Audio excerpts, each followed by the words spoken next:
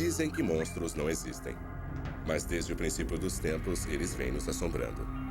Criaturas imensas e aterrorizantes. Poderia haver alguma verdade por trás dessas lendas? Um grupo real de caçadores de monstros está decidido a descobrir, em uma busca que os levará às profundezas do desconhecido.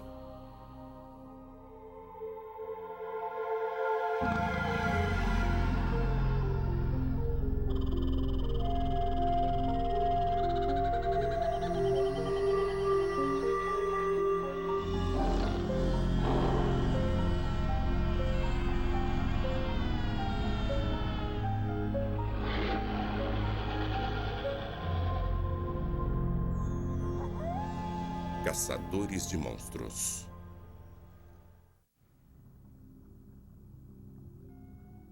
Desde que qualquer um consegue se lembrar, tem existido histórias sobre uma cobra gigantesca com a cabeça parecida com a de um cavalo, serpenteando nas águas costeiras da Colômbia Britânica.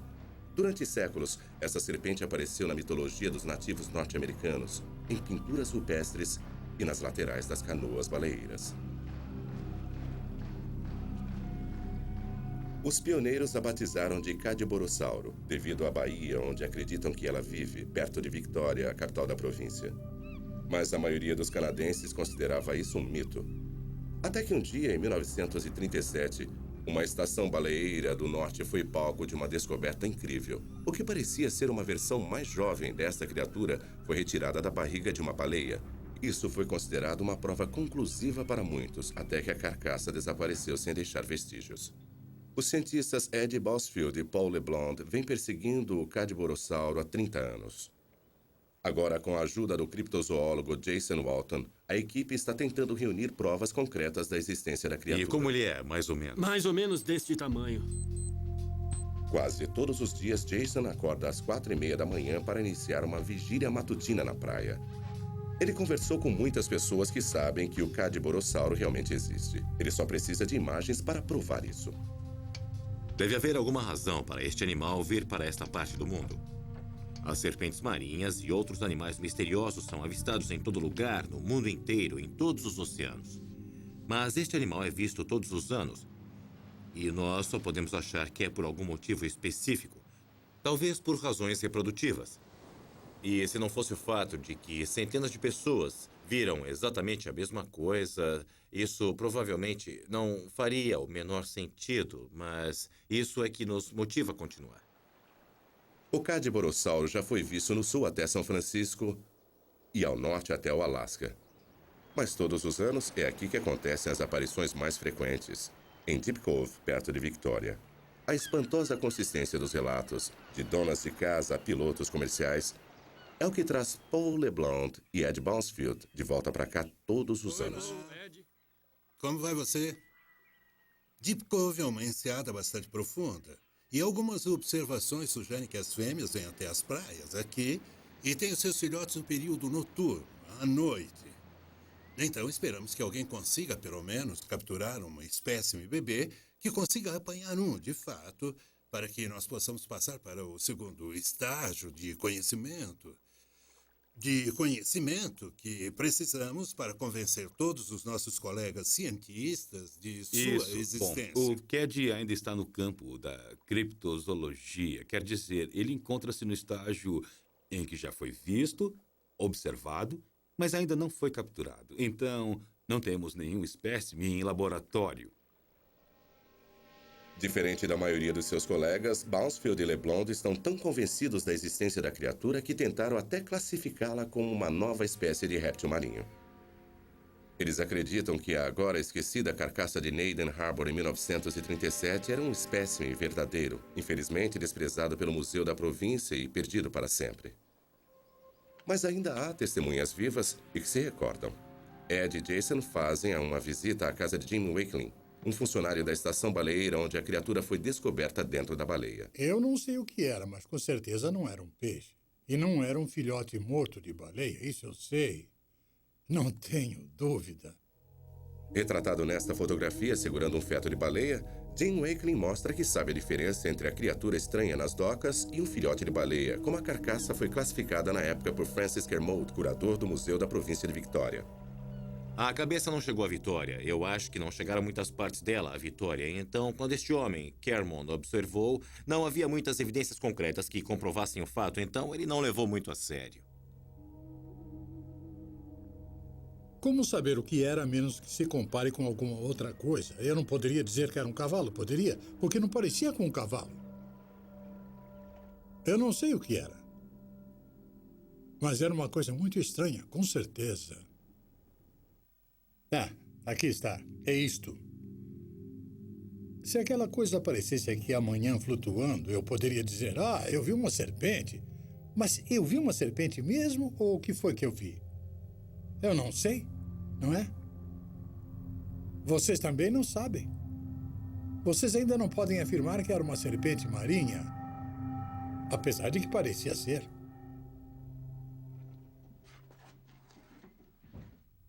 Então, preferimos pensar que em algum lugar por aqui alguém tem um crânio de uma serpente marinha empoeirando no fundo de um armário no porão e que um dia podemos encontrá-lo.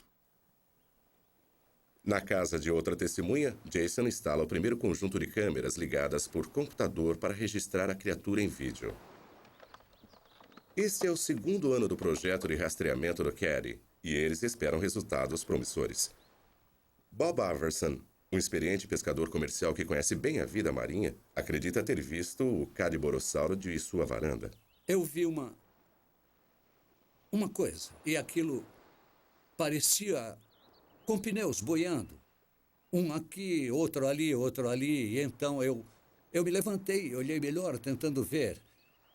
Aí avistei novamente entre aqui e aquela boina verde, o que é uma boa distância. São uns 15 minutos remando para chegar até lá, e estava se movimentando rápido. E aí ele se virou e voltou.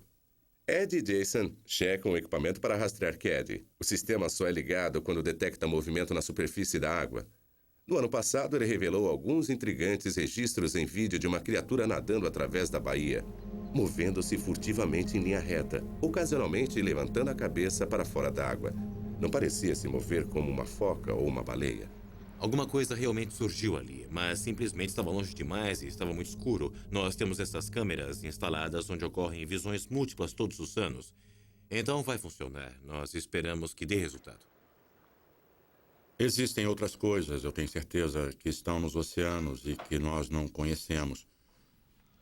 O Megamouth, um tubarão muito grande, de aparência muito estranha, foi apanhado por acidente em um cabo submarino no Havaí. Ninguém jamais havia visto um antes. É um tubarão com quase 6 metros de comprimento e ninguém sabia de sua existência. Então, se hoje nós capturássemos um Cadiborossauro e conseguíssemos trazê-lo para um museu para identificá-lo claramente como uma nova forma de vida marinha que jamais havia sido descrita antes, aí então ele se tornaria real. Aí nós teríamos um corpo para os cientistas trabalharem, fazer testes e examinar. A apenas 2 horas da ilha de Victoria, os cientistas descobriram alguns dos fósseis mais bem preservados de répteis marinhos já encontrados. Jason está investigando esses ossos antigos para determinar uma possível ligação com o Cadiborossauro. Répteis marinhos com 15 metros, como este Elasmossauro, costumava habitar as águas profundas da ilha de Vancouver há 80 milhões de anos. Seria possível que algum tenha sobrevivido até hoje?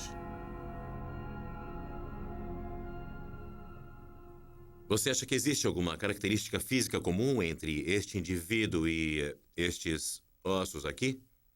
Bom, os dois têm um corpo longo e esguio.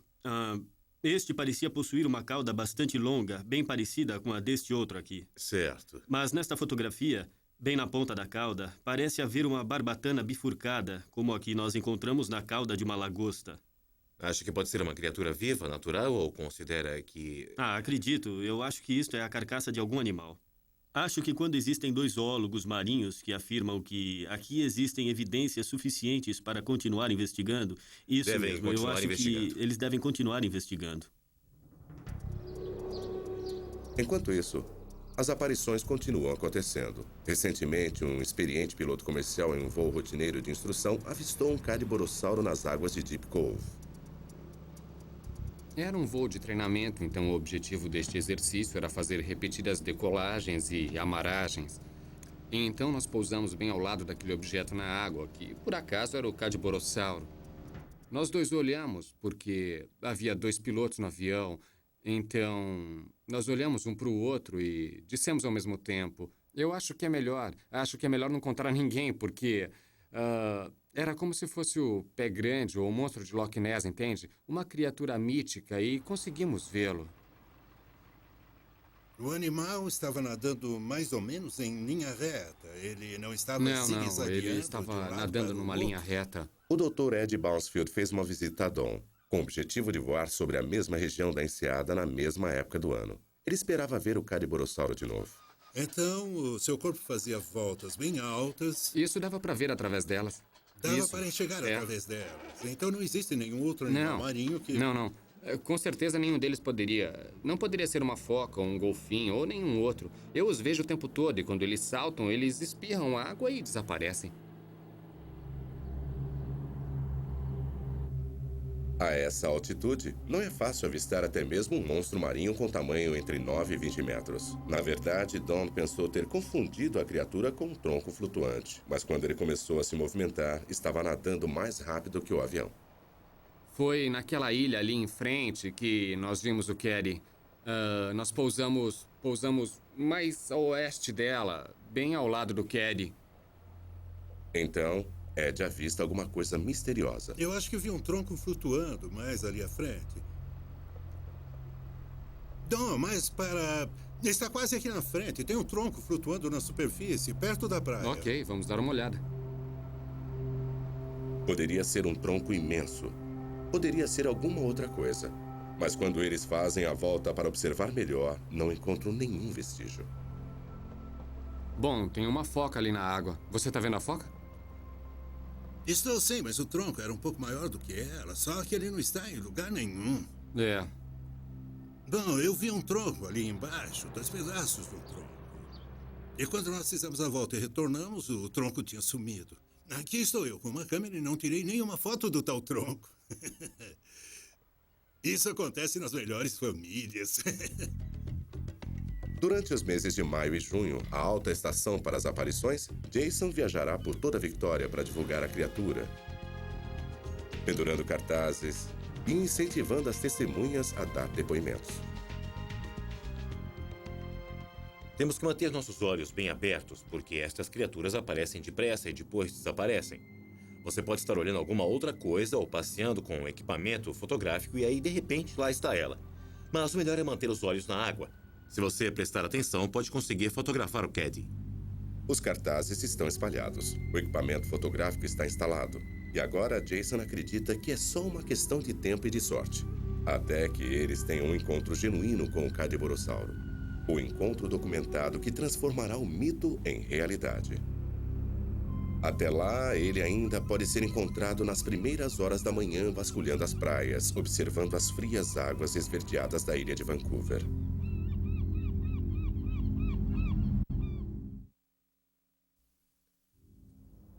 As profundezas dos oceanos ainda abrigam muitos mistérios, muitos territórios desconhecidos, muitas criaturas que ainda estamos por descobrir. Mas que tal encontrar cara a cara uma fera mítica gigantesca a poucas horas de uma grande metrópole?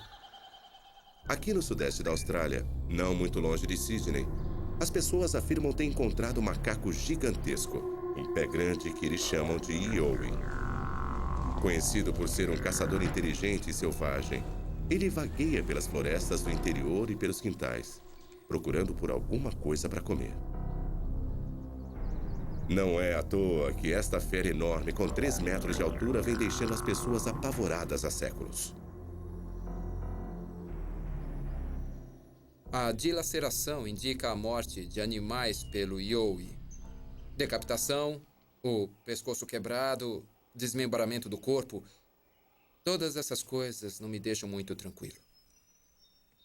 Me disseram que podia ser um canguru, um wallaby, um wombat, qualquer coisa, mas o que eu ouvi ali na floresta foi uma coisa que nunca tinha ouvido antes e eu não conseguiria descrever aquele rugido para mais ninguém. Era muito ameaçador, era muito selvagem e era dirigido contra mim. Aquilo fez o cabelo da minha nuca ficar literalmente em pé. Eu fico todo arrepiado toda vez que eu penso naquilo. Para os aborígenes, este homem peludo e assustador já estava aqui nessas terras antigas quando eles chegaram. Os primeiros moradores da Austrália ouviram falar nessas lendas e logo as histórias de pessoas que atiravam no homem macaco encheram as páginas dos jornais. Até hoje, em algumas áreas rurais, o Yowie continua sendo uma aterrorizante fera noturna, uma criatura feroz que mata brutalmente e sem hesitação. O barulho das pegadas parecia de gente, só que maiores, como se colocasse os pés no chão com muito cuidado. E dava para ouvir os galhos quebrando, os arbustos se mexendo, cedendo com o peso dele. O Yowie ficou na minha frente. Ele tinha 1,80 m e estava de pé no mato. Ele atravessou o arbusto e rugiu na minha cara. Depois ele saiu correndo pela floresta numa velocidade incrível, arrastando tudo pelo caminho como um trator enlouquecido. Acho que esta é a melhor maneira de descrevê-lo. Ele arrancava tudo pelo caminho e rugia. Dean Harrison e a equipe australiana de pesquisa de hominídeos estão em uma missão. Trabalhando frequentemente na escuridão total, eles estão utilizando sofisticados equipamentos de visão noturna e de rastreamento para localizar o Yowie. Eles afirmam que estão fazendo um intrincado jogo de esconde-esconde com a criatura.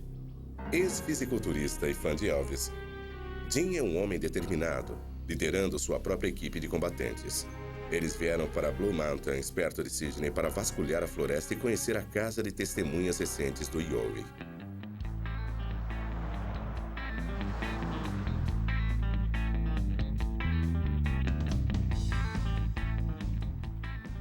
Nós temos mais evidências que sugerem que a criatura existe. Só que nenhuma pessoa a encontrou? Claro, poderia ser um erro, uma farsa. 10 pessoas, 100 pessoas, 1000 pessoas, 10.000 pessoas. Onde fica essa linha que separa a ficção da realidade? As pessoas dizem, não pode ser. E eu pergunto, por que não?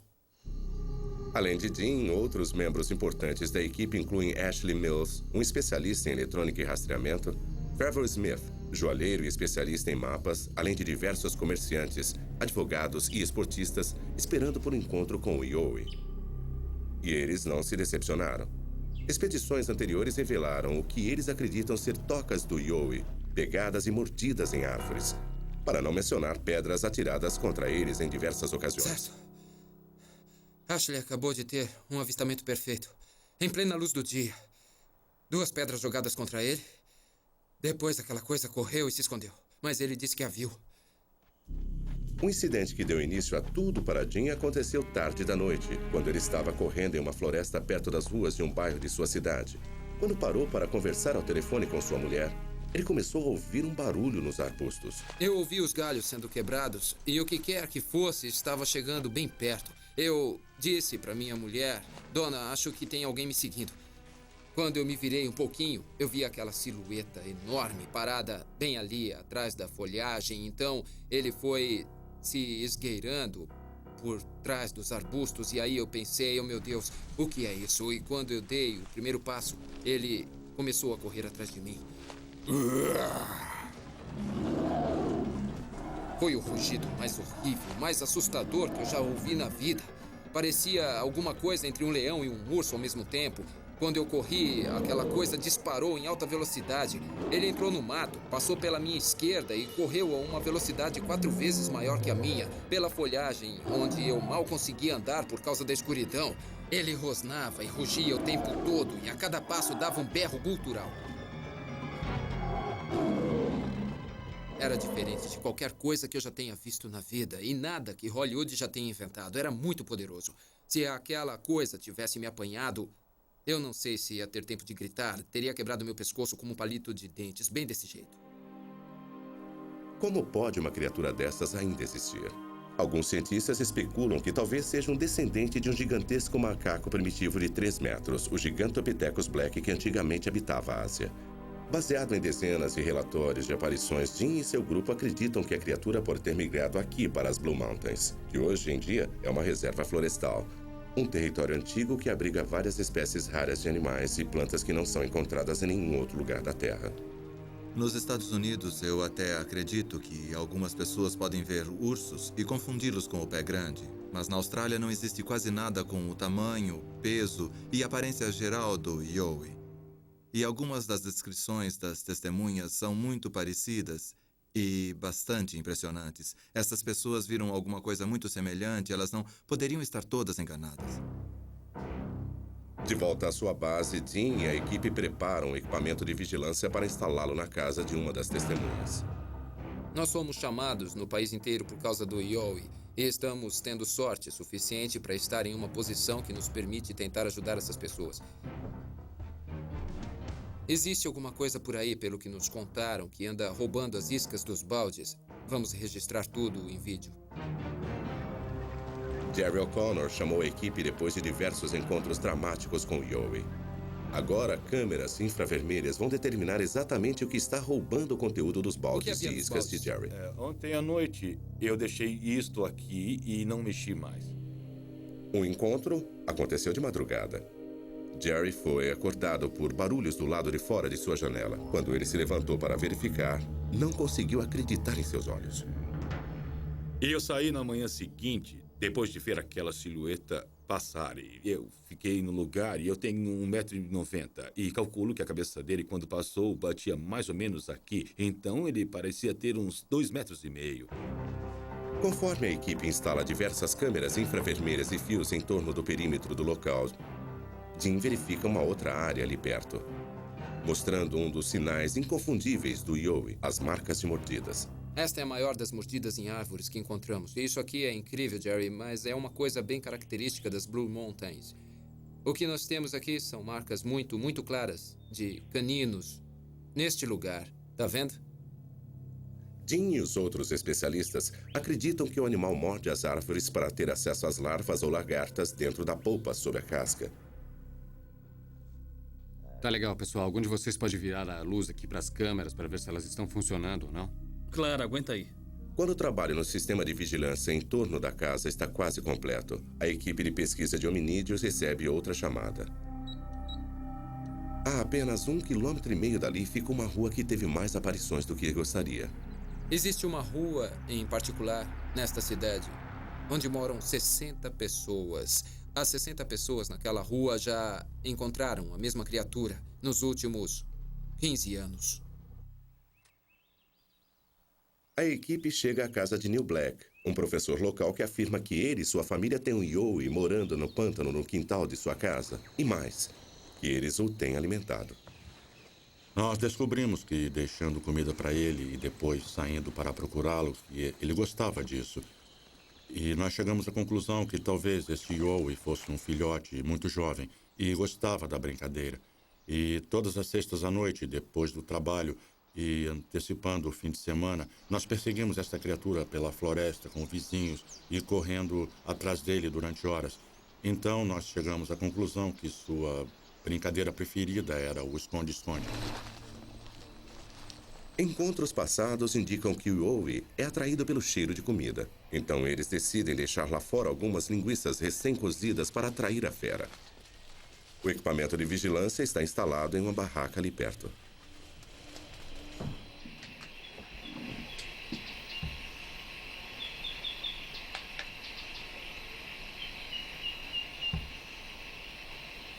O que me impressionou foi o seu peso. Ele era claramente muito pesado. Também era claramente muito forte e muito rápido. Acho que foi isso que me impressionou tanto. Não parecia uma pessoa, não existe forma de descrevê-lo. Depois de ouvi-lo, qualquer pessoa que tenha ouvido vai dizer isso não é normal.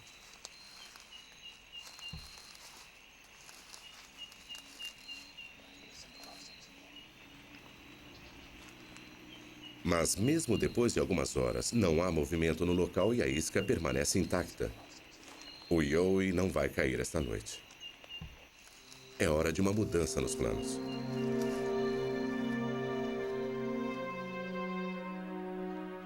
No dia seguinte, indiferente ao resultado negativo, a equipe de pesquisa de hominídeos continua partindo por uma trilha através de uma floresta infestada de cobras e sanguessugas. Pode ser perigoso, mas o próprio Dean já teve um encontro com o Yowie aqui antes. Vamos tentar encontrar alguma pista. Dean, quanto falta ainda? Esse sinal é muito animador. Folhagens recém-quebradas como esta significam que tem alguma coisa bem grande aqui na área, que está se movimentando, e isso ainda está bem fresco, então eu acho que estamos no caminho.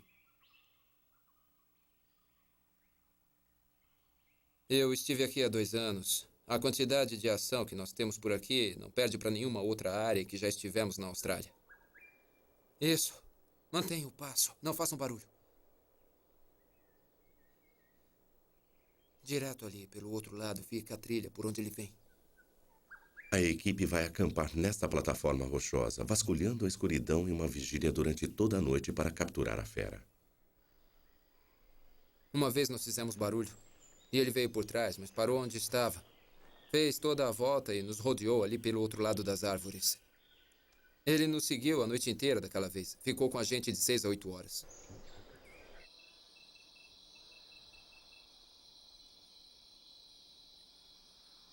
Na tentativa de visualizar o Yoi, o silêncio é muito importante. Precisamos ficar muito quietos. Alguns Yois são curiosos, mas outros, quando sentem que você está por ali, pegam outro caminho e tentam encontrar alimento em outro lugar. Então precisamos ficar muito quietos, sem fazer nenhum barulho, sem abrir nenhuma lata de refrigerante, nem nada desse tipo. Ficamos ali sentados por 1 hora sem fazer barulho, às vezes 2, às vezes 3. Mas depois que ele já está por perto e sabe que você está por ali, se você fizer qualquer barulhinho, aí então começa a diversão. Fizemos isso várias vezes nas Blue Mountains. Nós podemos passar a noite inteira brincando de esconde-esconde com ele.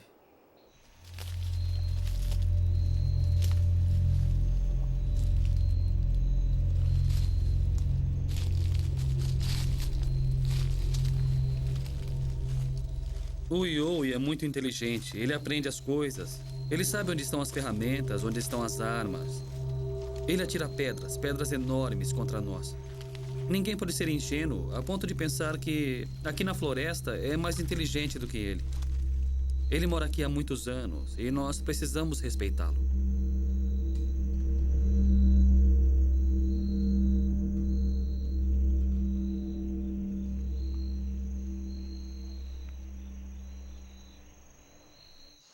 Nós já tivemos registros aqui, aqui e aqui. Então, eu sugiro que Trevor e Mike podem ir por este lado aqui. Eu e Ash vamos seguir essa trilha até aqui embaixo, mas se alguém perceber alguma coisa, avise pelo rádio. Em que canal? 23. Façam contato a cada meia hora. Então, combinado. A cada meia hora. O grupo se divide.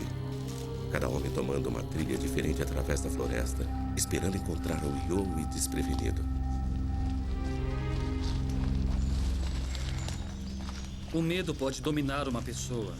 Sabendo que essa criatura está por aqui, vendo seus rastros e o ouvindo, quem sabe vendo o Yoi, é assustador.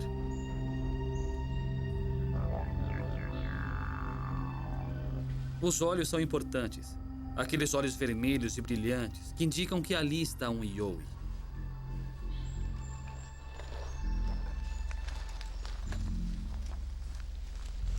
Pelas experiências passadas, esta é a trilha que ele sempre utiliza.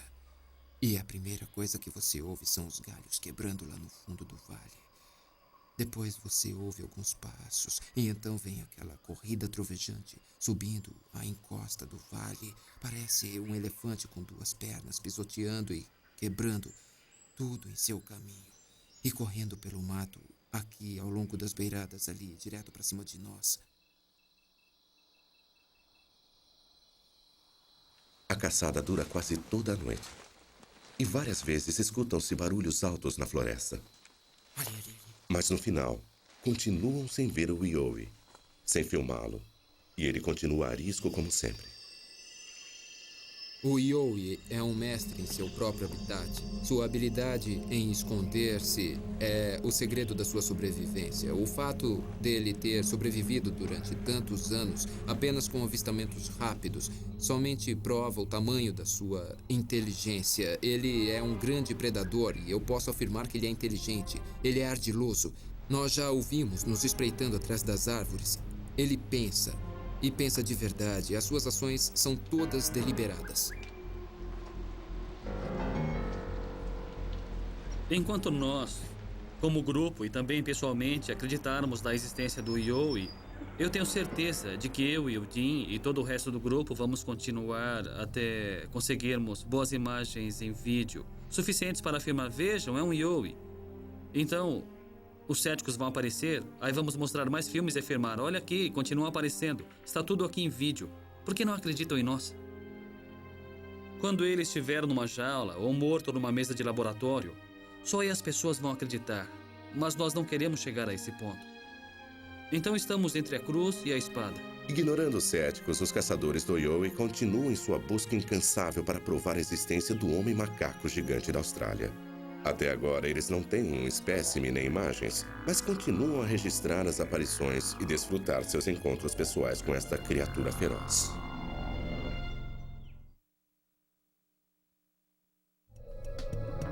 Os monstros aparecem sob diversas formas. Alguns, como o Yowie, começaram como uma lenda e permanecem no campo da criptozoologia.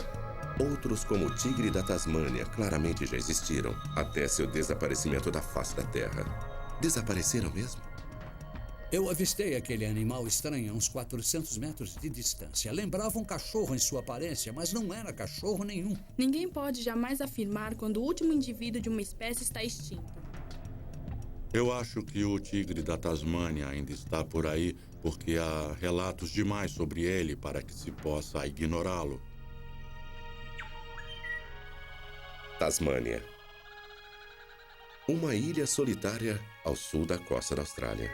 Essas florestas úmidas abrigaram uma das grandes aberrações genéticas da natureza, um estranho elo perdido com o passado. Eles eram chamados de tigre da Tasmânia ou Thylacine, um predador ardiloso, temido por suas imensas mandíbulas e sua habilidade de arrancar a cabeça de suas vítimas. Para os pioneiros do século XIX, o tigre da Tasmânia era um mistério, uma assombração, raramente visto, mas às vezes ouvido. As histórias sobre sua aparência assustadora e comportamento brutal os aterrorizavam. Ele era um conjunto primitivo de partes de animais, pernas de canguru, pele de tigre, e uma mordida impressionante de 120 graus, mais parecido com um réptil do que com um mamífero. É fácil entender por que os pioneiros o chamavam de monstro. É claro que também havia depoimentos sensacionais sobre seus hábitos alimentares, sobre a forma que ele dilacerava e abria o peito de suas vítimas, sugando sangue e devorando o coração e outros órgãos. Parecia que um vampiro andava solta. Então, qualquer ataque às ovelhas tornava-se um ataque de Thylacine. Como os aldeões na história de Frankenstein, os moradores da Tasmânia decidiram destruir o monstro. O tigre era um assassino cruel que precisava ser detido. Então, rapidamente, ele foi caçado até a extinção. Mas Cole Bailey, um esportista e escritor, acredita que o animal ainda existe. Hoje ele encontra-se em meio a uma caçada, vasculhando os vales montanhosos da Tasmânia atrás dessa criatura esquiva. Pesquisar e procurar pelo Thylacine tornou-se um trabalho em tempo integral para Cole. Não há nada mais que preencha tanto a minha vida hoje quanto tentar localizar o arisco-tigre da Tasmânia. O último depoimento que eu colhi nesta região em particular aconteceu há poucos anos. Então eu tenho bastante certeza de que os tigres ainda estão vivendo nesta parte do país, no sudoeste. Como esse misterioso predador poderia ter voltado dos mortos? De acordo com a ciência, o tigre da Tasmânia desapareceu há cerca de 70 anos. Depois que o governo determinou uma recompensa por sua cabeça no final do século XIX, foram construídas armadilhas, prêmios foram estabelecidos e os animais foram capturados e mortos. Até que em 1936, o último tigre da Tasmânia foi declarado morto e a espécie oficialmente erradicada. Mas Cole acredita ter visto esse fantasma bem vivo. Foi há 3 décadas, em um rio da Austrália, que Cole viu alguma coisa na margem que viria a mudar sua vida. Ele lembrava um cachorro realmente em sua aparência, mas não era um cachorro. Ele se movimentava como se fosse um canguru. O andar peculiar desse primo marsupial do canguru convenceu Cole de que ele havia de fato visto um Thylacine. Ele seguiu as pegadas em terra, mas perdeu sua trilha entre dezenas de outras variedades. Este foi o começo de sua longa busca pelo tigre da Tasmânia.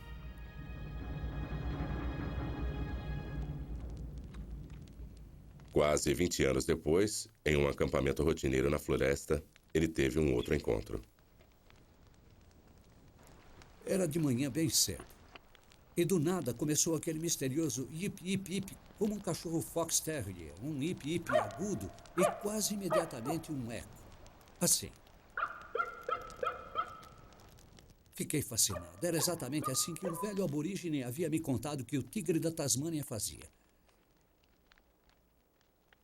E eu sabia, no fundo, que o tigre estava ali e senti muita satisfação em ouvir aquilo.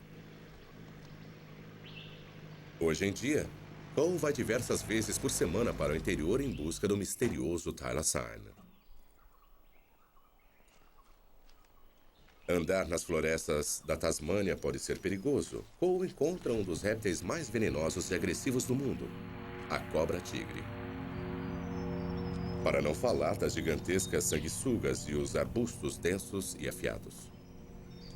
Isso aqui é bem difícil. São muitas subidas e depois as descidas na volta, e é perigoso nos dois sentidos. Ao longo deste corredor, aconteceram diversas aparições do carnívoro lendário em anos recentes. Lenhadores e mineiros prestaram depoimentos. Existem também trilhas intrigantes ao longo do caminho. E quanto mais longe ele vai, mais convencido fica de que está no caminho certo.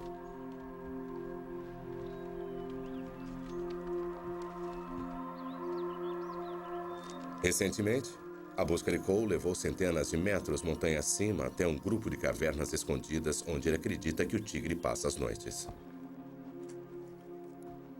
Eu cheguei tão perto que podia sentir seu cheiro numa manhã e fiquei a 1 minuto do tigre. Ele é muito ardiloso, é muito arisco.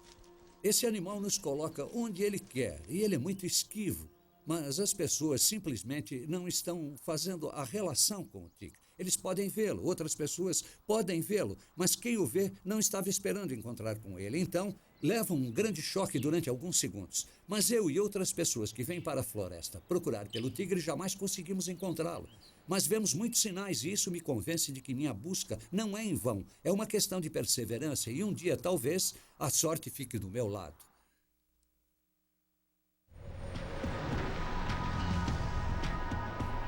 A centenas de quilômetros das selvas da Tasmânia, um projeto iniciado em Sydney terá um impacto enorme sobre a busca de Cole.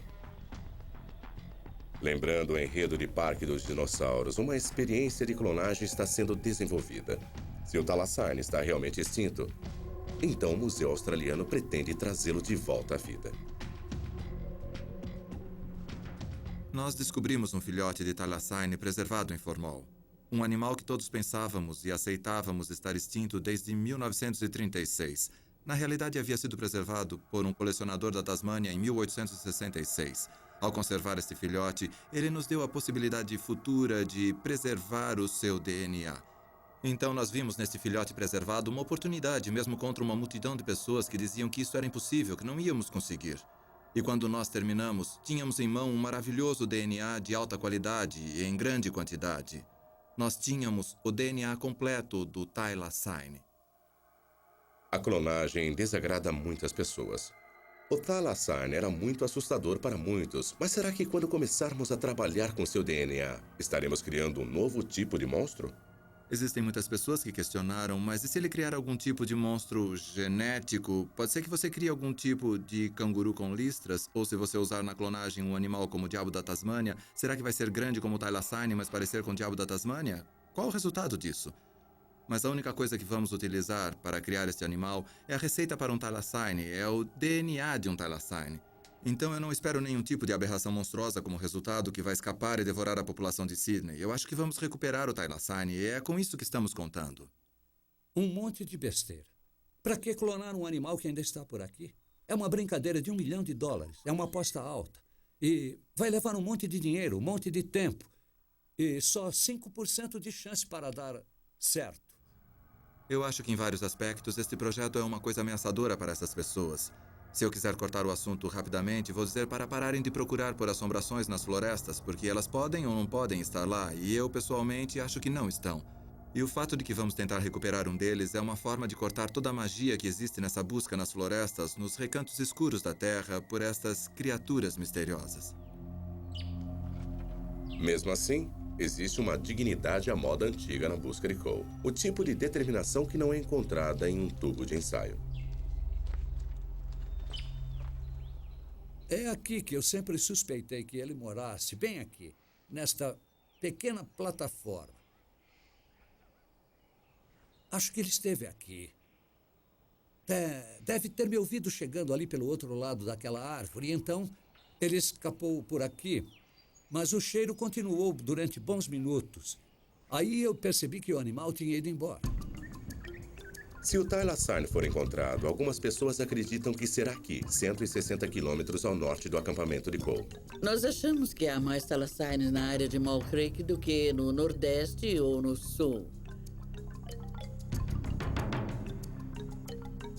Ser uma caçadora dos tigres, a única mulher caçadora dos tigres, tornou-se um problema. É uma pena que os outros entusiastas não queiram se reunir a mim e dividir as informações. E sendo mulher, eu não gosto de entrar na floresta com outras mulheres. O que nós estabelecemos foi um centro de pesquisas do tigre da Tasmânia. Nós temos o crânio de um Thylacine encontrado por nós. Eu vou pegá-lo. Este aqui é o sujeito que nós encontramos na costa noroeste. Ele foi encontrado em uma caverna. Este aqui foi datado por radiocarbono. Foi encontrado em 1995 e não tinha mais do que 2 anos de idade. Então, provavelmente, foi uma das maiores descobertas que fizemos. Existem algumas evidências muito interessantes e eu mesmo encontrei algumas que sugerem que há restos do Thylacine mesmo no território da Austrália e que, em termos de radiocarbono, são modernos. E tendo eu mesmo encontrado um destes, mais uma vez sou cauteloso. Existem muitas coisas que podem resultar em datações erradas por radiocarbono. A contaminação por fontes modernas de carbono em um espécime pode resultar em uma data equivocadamente recente. Nós encontramos algumas fezes que esperamos ser do Thylacine. Aqui estão 2. Normalmente, classificamos pelo tamanho. É difícil determinar a diferença entre as fezes do diabo da Tasmânia e do Thylacine. Os caçadores do Thylacine são uma raça estranha. Nunca ficamos juntos. Sabemos uns dos outros, toleramos uns aos outros e até mesmo admiramos uns aos outros, mas jamais nos reunimos e trocamos informações porque existe um certo teor de ciúme envolvido nisso. E cada um de nós tem seus próprios métodos e segredos. Mais um fato estranho mantém os caçadores como Cole nessa busca. Apesar de estar oficialmente extinto, o tigre da Tasmânia permanece protegido como espécie ameaçada, fazendo com que muitas pessoas especulem que sua verdadeira história permanece em segredo. Há menos de 20 anos, 2 homens foram processados por tentar capturar um animal que oficialmente estava extinto. Foi uma situação ridícula, então o governo deve saber bem mais do que quer demonstrar. Existem alguns religiosos fundamentalistas que dizem que isto é brincar de Deus quando interferimos no curso das coisas e que isso é uma coisa horrível de se fazer. Minha resposta a estas pessoas é muito simples. Eu acho que nós brincamos de Deus quando exterminamos o animal. Foi aí que nosso comportamento foi inapropriado. Se havia uma época para censurar as atividades, foi aquela. O que estamos tentando fazer é brincar de humanos inteligentes e desfazer o que fizemos quando nos comportamos equivocadamente. Esta sala aqui, eu acho que podemos chamá-la de meu templo ao tigre da Tasmânia. Não aprendemos com esse erro, e esse foi só um. Mas este animal sofreu o maior genocídio contra uma espécie em qualquer lugar do mundo. O que aconteceu com o tigre da Tasmânia foi a eliminação total, mas felizmente alguns sobreviveram. E a espécie se mantém até hoje porque alguns poucos conseguiram escapar da matança. Com o passar dos anos, as pessoas tornaram-se mais simpáticas ao Thylacine. Talvez seja por causa das imagens do último animal vivendo solitariamente no zoológico de Hobart, ou talvez seja o fato de que descobriu-se que os cães selvagens eram os verdadeiros responsáveis pela maioria das mortes de ovelhas. Quando nos deparamos com experiências genéticas, precisamos imaginar que novos monstros poderemos estar criando. E então a busca de Cole pela verdadeira criatura torna-se uma corrida contra o tempo para provar sua existência, antes que a ciência adiante-se rumo ao desconhecido.